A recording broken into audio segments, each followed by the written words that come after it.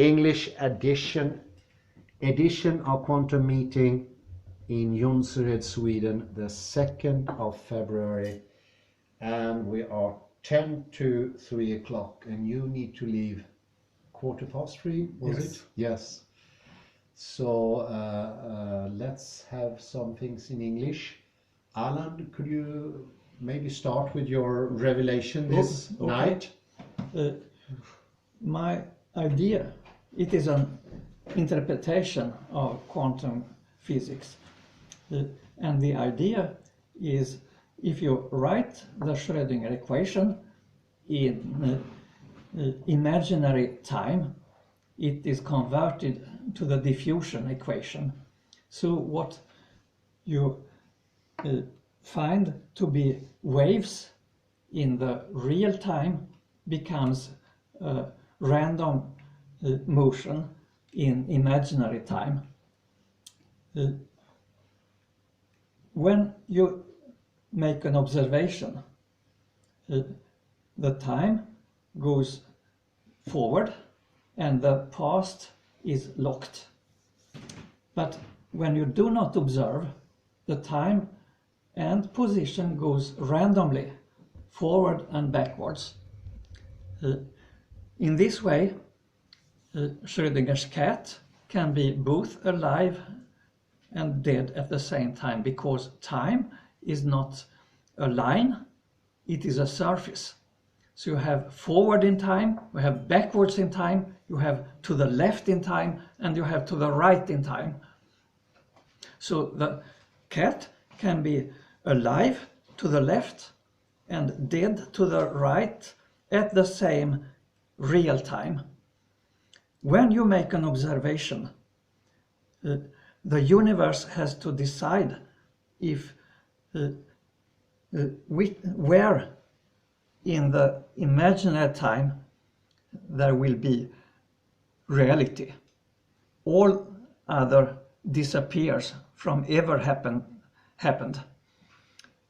So when you make an observation, then the past is locked. And from that point, the future can go on, and then it continues randomly.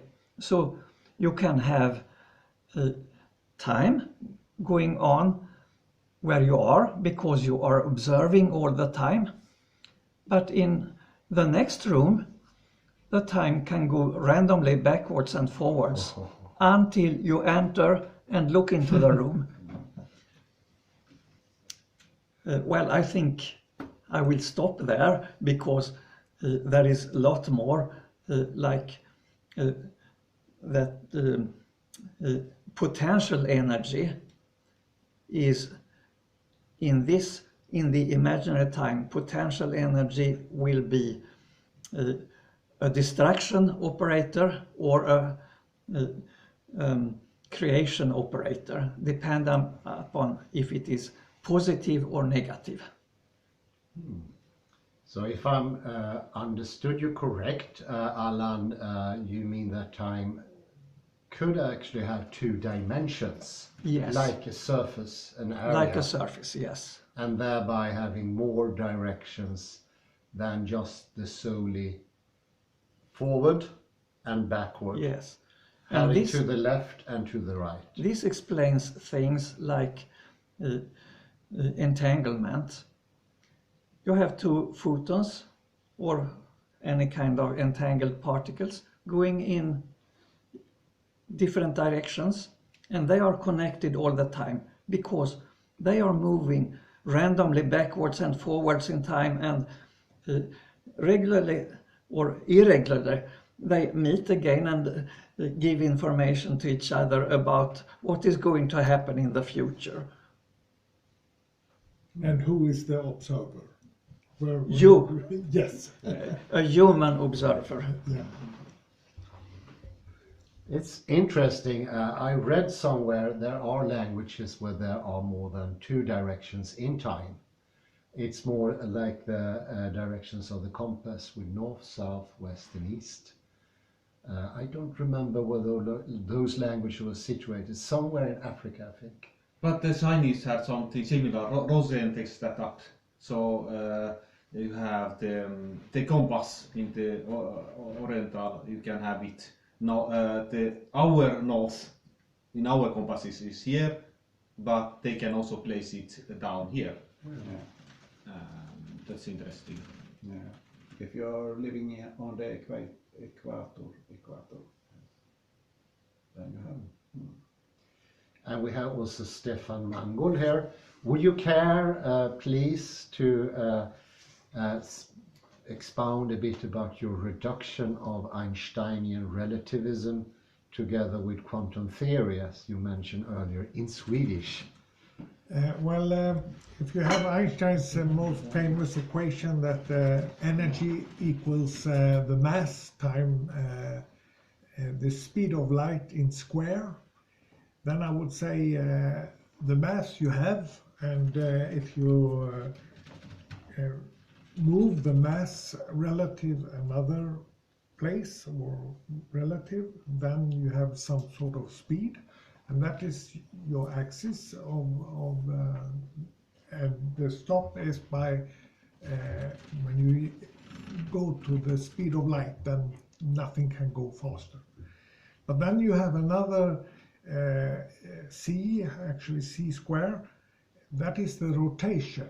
I mean, the mass rotates, and you can still be at the same spot, but it still rotates, and you have an rotation speed, and that will be the axis perpendicular to the other axis. So these two speeds, the rotation speed and the movement of relative movement, are orthogonally to each other, and that I would say is the fundamental in Einstein's view. So it's a construction of a new plane, so to speak, from the perspective of the classical model. Yes, Oh. I would say so, because the rotation is very important. And euro is a typical example when something rotates. You get a very strange force which behaves in the opposite direction. Yes, and that's connected also to the angular momentum. Yeah, the angular, I mean the speed. You can rotate as fast as possible, but you come up to the speed of light, and then it cannot rotate faster than that, according to Einstein. Oh yes, yes. And then you said about the relativity, by quantum physics. Yes. And then we have the equation also that the energy is equal to the frequency times Planck's constant. And Planck's said this is a very simple equation, and there is no time and no space, because the frequency is the pattern of interference pattern, motion pattern of everything, how it is connected. But it is not there's no time and no space. And you can make a comparison with if you have, in English is it partiture, or is the same word in English? Score, I think. Is it not score? Score, yes. A score where a symphony is written down, and there is a pattern of how the wavelength or the waves should be called out in space or time. But when it is in the core, there is no time and no space. No. And so that is the difference and the connection between these two different energy. Where Einstein's, where you have space and time, and in Planck you have no time, no space. Yeah. I start to think about the Wigner-de Witt equation. There is no time nor space in that one either. Is this a variety of the Wigner-de Witt equation? The Wigner-de Witt equation is one of the most famous. Are you familiar with that one? Yes. There is no time and space in that one. No. Well, that depends upon how you look upon it.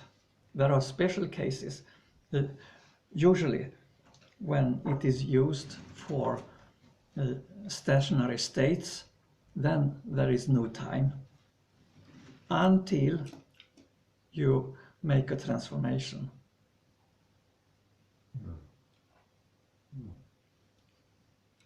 It is similar with Heisenberg's matrix equations. Okay. There is no time in them. No. Until an event and something happens. Yeah. Most interesting. The See? observer comes again. The observer comes into the picture. Yes. He's constantly here, lurking around the corner. One of the hardest details, as we talked earlier in Swedish here, is try to get the message through to the lay people, which are the audience for the book. In what way or why are you participating in what's being created or what happens?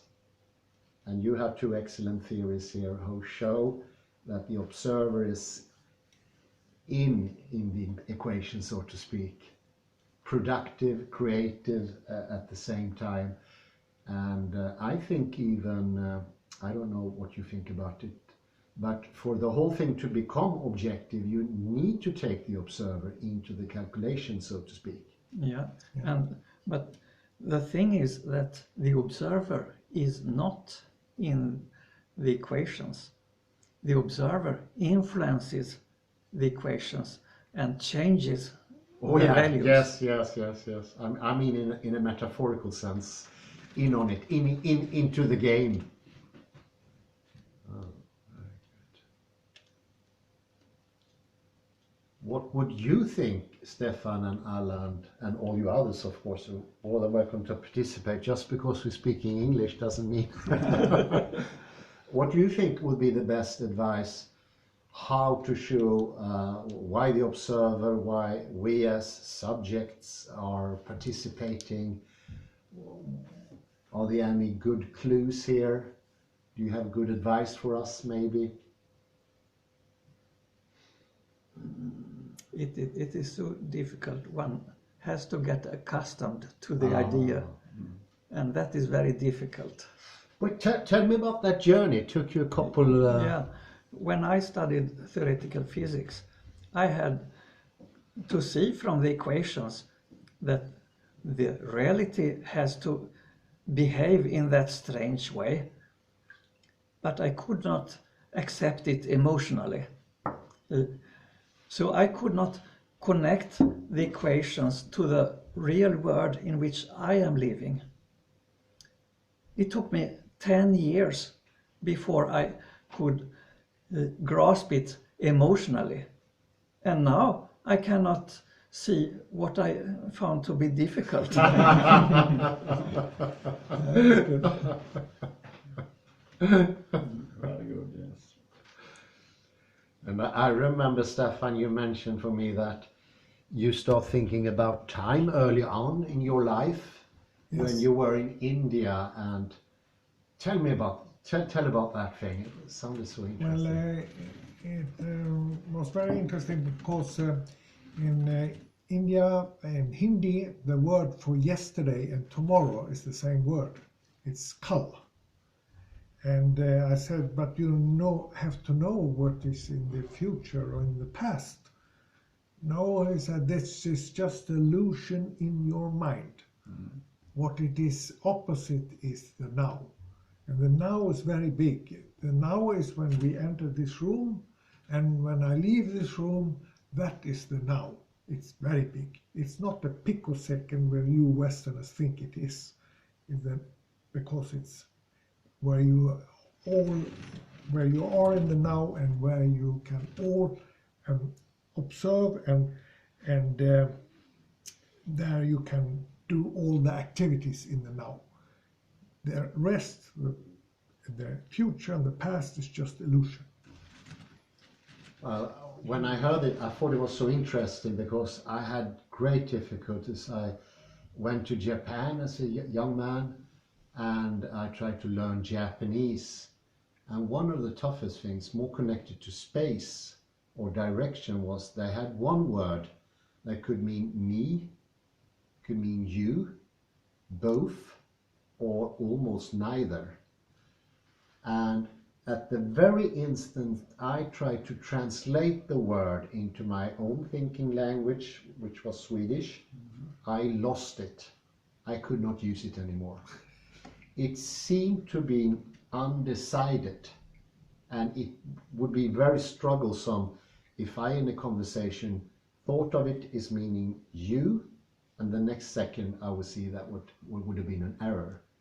So it was like a bit, the omai, as it was called, was in a superposition. It was unclear enough, but not too unclear. So they used you and me in a superposition. And me as a Westerner, of course, I came clumsily in, asked them, when you use the word, who did you mean, you or yourself? And in the end I got angry and said, you're destroying the conversation. I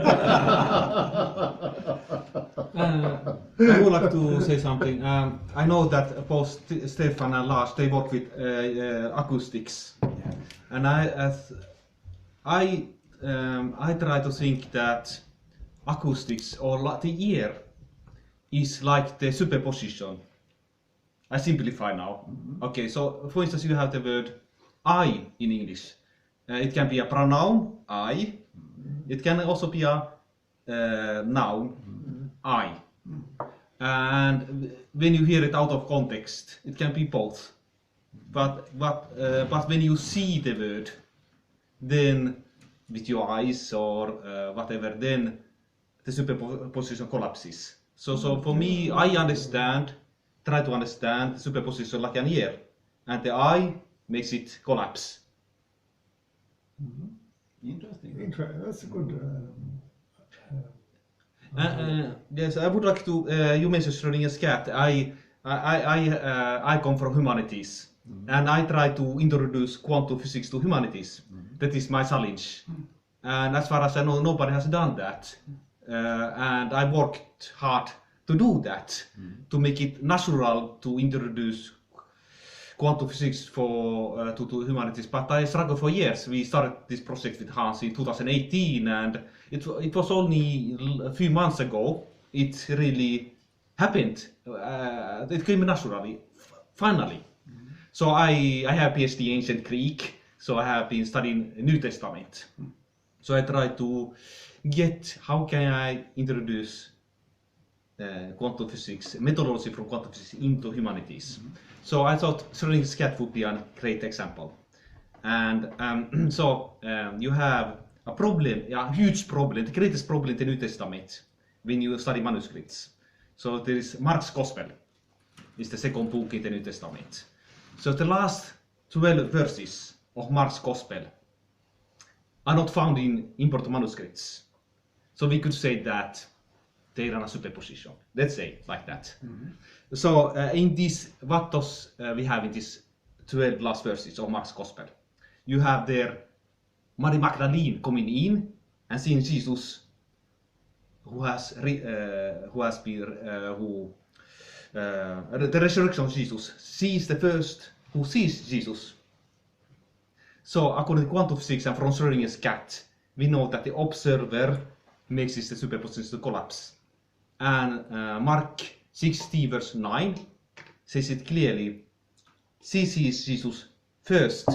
So Mary Magdalene has that, if we compare with Schrödinger's cat, she has that position of an observer. She can make the superposition collapse. And there is many parallels with Schrödinger's cat and this Markian long ending, you would call this. So one is that in Christian tradition, Jesus can be a cat animal, or more precisely a lion. So if you go in a church, you can find different gospel writers. They have different symbols. Like Matthew, he is represented as an angel or a human being. Mark is like a lion, and the Markan Jesus is also a lion. and so forth and so forth. So the Jesus in Mark's Gospel is like a lion. So it's a cat animal. So I thought that is good. So we are in Schrödinger thought experiment. We have, let's say this is the, let me see, this is the box where you have the cat. So you have the cat here in the box. So the cat is also a victim because we have also poison here. The poor cat, but he is here in the box with the poison that could kill the cat. We don't know yet. But when Jesus dies at the cross, for 3 days and 3 nights, he's in superposition between being dead or alive. So we could say this, he's also like a cat animal, like a lion, he's in the box. Until Mary Magdalene comes in and observes Jesus, the cat animal, the lion in this case. And then the superposition collapses. So this is how I use, and it's interesting also that if you take, for instance, the Swedish Bible translation or English Bible, you can find these last 12 verses in square brackets, and sometimes they even double square brackets, because these verses are dubious, because you don't find them in all manuscripts. So they're like in superposition. And I like to compare these square brackets to this box where you have the cat. So it's like a symbolical chains of steel balls, because Schrödinger writes the balls are of steel. So you keep the cat inside, so the cat cannot leave the box. Anyhow, so I use Schrödinger's thought experiment to explain, give a quantum physical explanation to this perhaps the greatest problem in the New Testament when it comes to textual criticism. And I also use Schrödinger. He gave this thought experiment in 1935, but today you have also the modern generation of quantum physicists, like Carlo Rovelli. So I use Carlo Rovelli's thought experiment also to explain this. He has his own model. So in Carlo Rovelli's variant, you have also a cat. Of course, he does his application. So you mentioned these 2 particles, like the entangled. Now we are leaving the cat. So we have 2 particles in the universe, and you need an external observer, as you said. So you need a third person, we could say that, I will not complicate it further, but we could say that I compare then the reader to the observer in this case. So when a modern reader reads these verses, he or she needs to then to put himself in this position of this entangled control, because you need an observer to check how these 2 particles are related. And in this case, I compare these 2 particles, electrons or whatever, to Jesus and Mary Magdalene, because if Jesus or electron is red, then also Mary Magdalene is red. But you have to have an observer who checks them both. So the reader is the observer. So the reader, let's say it's an atheist who reads Mark's Gospel. If he says, no, Jesus did never rise, then okay. Then it's his or her decision. But you have their quantum physics, so you have the observer does there. So now I will, with your kind permission, this evening I will send my paper to you, gentlemen, Allan and Stefan, to have your opinion, because I have completely finished the paper. I want to have your opinion. And then if you don't want to give an opinion, that's fine also, but I would appreciate. So that's how I think the first take, I think nobody has ever introduced quantum physics to humanities. I think this is the first time. I never read anybody who has done that. So if you are Allan, I know you know the Bible also as well as quantum physics. If you don't, there is a small flaw in what you said. Okay. When Jesus rised, there was not the collapse when Maria Magdalene saw him, because he observed himself. And there is something named Wigner's paradox. If two persons who are not connected to each other observe the same thing, could it collapse in two different ways for each observer? It cannot. And the paradox is, if they are too far away to be connected and they still observe the same thing, how does the universe decide which reality they are going to see? And actually in the Bible, the collapse of the wave function is described. This is one of the things that is mentioned in the Bible and in no other so-called holy text. When God created light, he said, "Let there be light," and he observed it, and then it could not longer be total darkness and bright light at the same time, at the same place. This is exactly the collapse of the wave function described in the Bible. Gallant. Gallant. May I say something? And this also tells that God is the real observer. The ultimate observer, The ultimate, foundational yes. observer. May I reply to your reply? So if I understood it correctly, so Jesus would see himself like a mirror, and then, so to say, he collapsed like that. But my objection would be is that how would I explain it? Is that an atheist would not never accept that. So you need still an external observer. This is not... Because Jesus, that works only if you accept that Jesus was a God who could see himself. The thing is that what is reality and what your imagination about reality is, that could be two very different things. Like if something happens and you see the cat alive, but another person was not there and did not see the cat alive, the cat is alive anyway. Ah, okay, it's the first observer. The first observer, or if two are observing the same thing at the same time, then both are they are forced to see the same thing. I think Alan has to, I'm sorry, Okay, because okay. Stefan has to leave. Yeah, I will yes. just end here and say thank you very much. And it reminds me, Mary Magdalene opening the cave and discovering God. A joke I heard when I grew up, the teacher asked the class, "Where is God?" And Olu said, "He's in the loo." Why? Well, my mother opened the door to the loo and said, "My God, are you there?"